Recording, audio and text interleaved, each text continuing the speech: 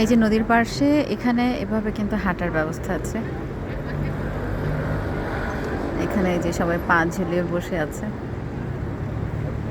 সামনে নদীর পাড়ের স্পেসটা আরও অনেক বড় এবং বেশ ভালো লাগে।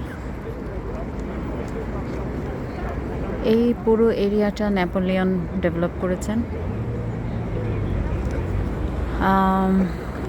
এবং এটা একদিনে তো আর হয়নি, এটা মোটামুটি শত শত বছর ডেভেলপ করেছেন। এই পুরো নদীর পাড় বিশাল এলাকা কিন্তু, আর নদীর পাড়ে সব ইম্পর্টেন্ট বিল্ডিংগুলো তৈরি হয়েছিল।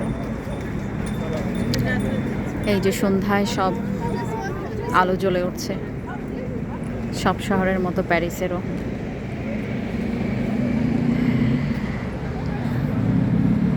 এখানে আসলে অবশ্যই মন ভালো হয়ে যায়।